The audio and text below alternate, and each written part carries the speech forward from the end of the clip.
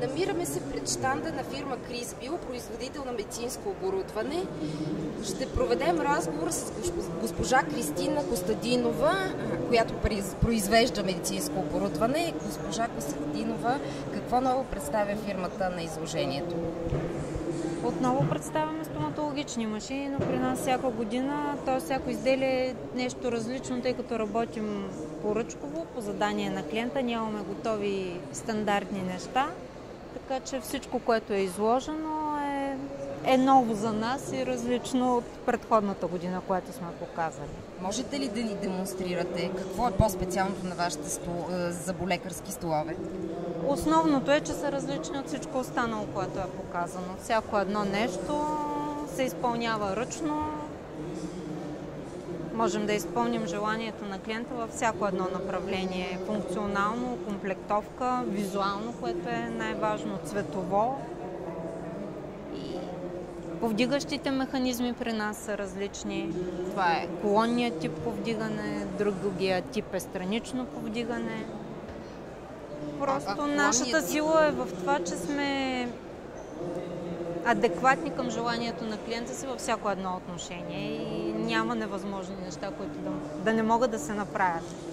Какво е по-специалното? Ако искате, можем да видим и другата машина. Какво е емблематичното и иновативното за вас? И като цяло за по-емблематично от това, че всичко е ръчно и е според виждането на клиента, няма производител на територията и на изложението, който да е показал нещо по-различно. Всичко останало излиза на поточната линия, машинно направено. На мен ми е много интересно. Можете ли да ми покажете как го правите? Например, тази част как се прави ръчно? Тази част? Трябва да си махна накисите и да почна да ви покажа. Всяко едно нещо е различно, излиза от ръцете на екипа. Това са 10 души млади хора, които са с ентусиазъм и може би за в момента не знам дали е удачно, обаче за нас най-голямата награда е като видиш очите на насрещния, т.е. на стоматолога, като му занесеш машината и като той като каже, това е супер. Всяко едно нещо се прави на ръка. Най-елементарно цветята или надписите по машината. Това е дизайнер, който идва и ги рисува и който също е приобщен към екипа и към това, което прави. Не можем да ги купим на друго място, нали? От целия свят. Не можете. Може да сме малки, ама пък представяме неща, които големите не могат да представят, защото за тях няма как да свалят нещо от поточната линия и да го направят различно, докато за нас, като излиза от ръцете, е по-друго. Какви са основните перспективи за развитие в бранша според вас? Бранша зависи сега дали говорим за дистрибуторите или за производителите. За дистрибуторите надявам се на тях да им стане една идея по-трудно да продават китайско на българския пазар или било турско, било бразилско. Аз се надявам искрено някой от по-висшите етажи на правителства и така нататък да разбере, че в България има немалко производители. Ние, Стара Загора, БГ Лайт Пловдив, които се стараем и произвеждаме нещо, ама доста е трудно при условие, че нямаме защита на народно производство и общо взето аз и преди съм го казвала, че малко сме се заели с апостолски начинания, защото правим.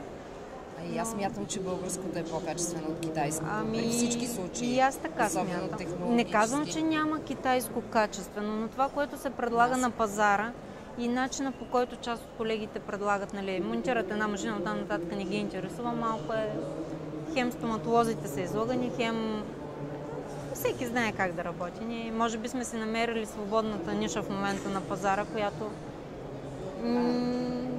чисто дизайнерски неща, които няма кой да ги направи. Продавате ли навън? Популярни ли са вашите машини навън? В Гърция, в Молдова, сега за Белгия заминават 2 машини, което за мен е немалко постижение, защото не къде да е, в Антверпен и се надявам искрено, че като видят и там нещото различно в бранша, може би ще е в нас плюс след това. Искрено се надявам.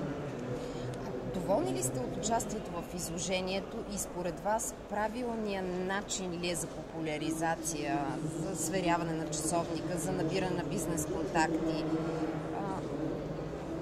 В този смисъл? Да, правилният е, защото ако аз не дойда тук, няма къде да имам контакт с толкова голям диапазон от стоматолози. Нали? Аз контактувам с дистрибуторите си по градове, но нямам личния контакт с докторите. Докато тук малко или много е място за сверяване на часовника. Хем виждам кое им допада, кое не им допада.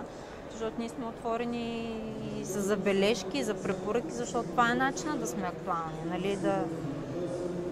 Самото изложение, нищо няма да кажа за него, за начина на организация и така нататък, което пак стигам до производители и търговци. Виждате производителите, къде сме, в кой край на залата и на къде обърнати, което за мен е, лично казано, не беше много приемливо, като го видяха. Всички останали... Аз смятам, че не е честно, но...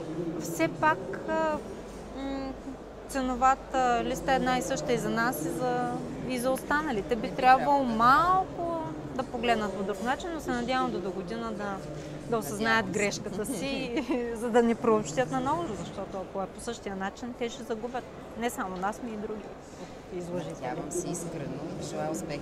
Благодаря ви.